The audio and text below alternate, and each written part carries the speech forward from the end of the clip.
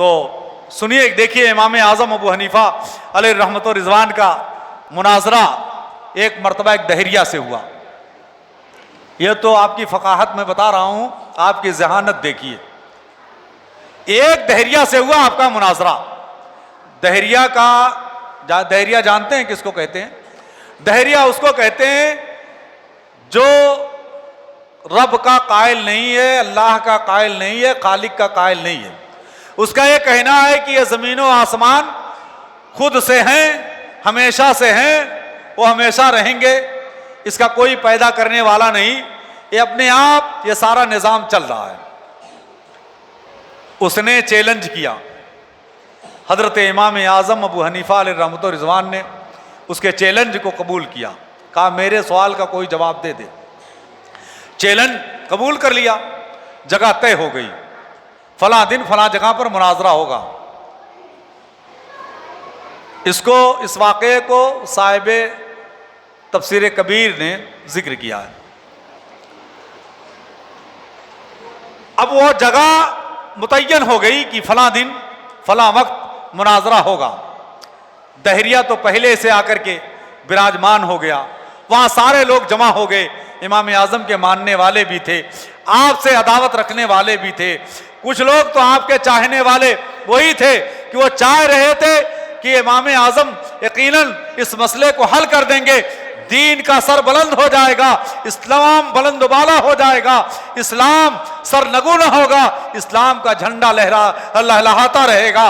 वो इसमें थे, यकीनन वो खुश थे। और उसके बाद आपके आदा जो थे, आपके जो दुश्मन थे, आपसे जो इनाद रखते थे, वो ये सोच रहे थे आज तो अबू हनीफा हार जाएंगे, आज उनके लिए जिल्लत होगी, आज रुसवाई होगी, आज हम देखेंगे।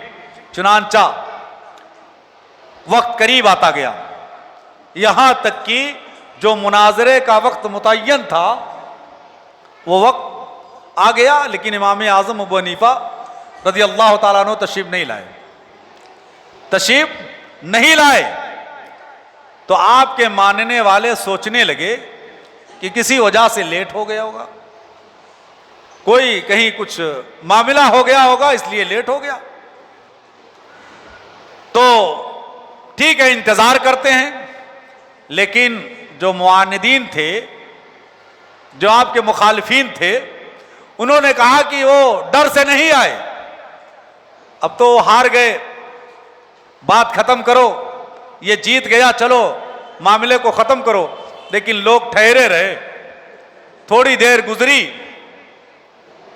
देखा कि हजरत इमाम आज़म अबू हनीफा अलैहि रहमत व रिज़वान तशरीफ लेकर चले आ रहे हैं। तशरीफ आ रही है आपकी, आप चले आ रहे हैं, खिरामा खिरामा चले आ रहे हैं। आपके चाहने वाले खुशियों से झूम उठे, आप तशरीफ लाए। मुनाजरा शुरू हुआ। दहरिया से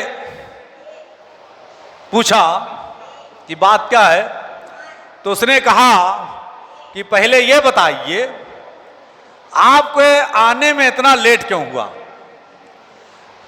आप इतनी देर में क्यों आए?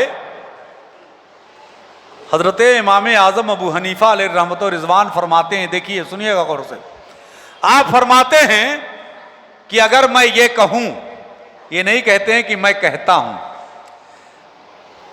कहते हैं अगर मैं ये कहूं कि मैं आ रहा था तो मुझे रास्ते में एक जंगल मिल गया और उस जंगल में एक अजीब वाकया रूनुमा हो गया।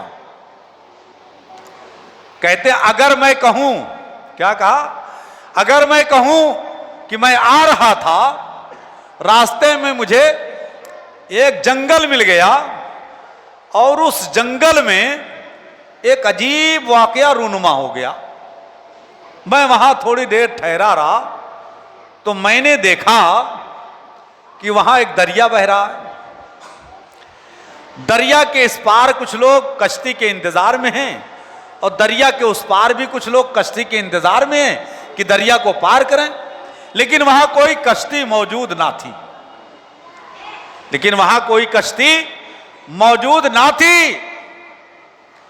मैंने देखा कि दरिया के किनारे अचानक इत्तेफाक से एक दरख्त खुद ब खुद कट जाता है, कट करके जमीन पे आ जाता है, फिर उसके तख्ते तैयार हो जाते हैं, फिर खुद ब खुद एक दूसरे से जुड़ जाते हैं, फिर खुद ब खुद वो कश्ती तैयार हो जाती है, फिर वो कश्ती बन करके लोगों को उसमें सवार करती है और वो इधर के लोगों को उधर ले जा रही है और उधर के लोगों को इधर ला रही है। और यही नहीं बल्कि हर एक से किराया भी वसूल कर रही है।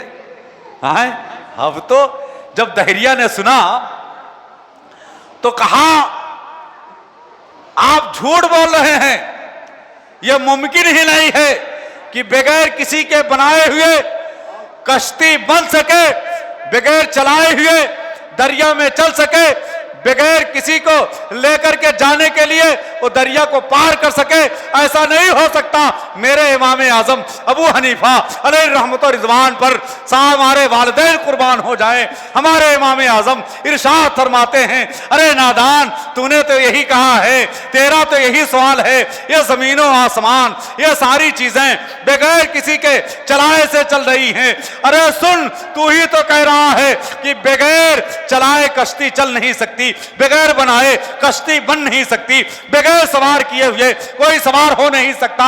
यह तेरा अकीदा है कि बगैर कश्ती चलाए हुए जब चल नहीं सकती है, बगैर बनाए हुए नहीं बन सकती है, तो बिला तमसील ये समझ, इतना बड़ा आसमान, इतनी बड़ी जमीन, ये चांदो सूरज, ये सितारे, ये गुल और गुलो गुलजार, ये पौधे, ये दरख्त, ये सारी चीजें, ये पहाड़, ये दरिया, ये तो किसी बगैर किसी के बनाए किसी के चलाए नहीं चल सकता है।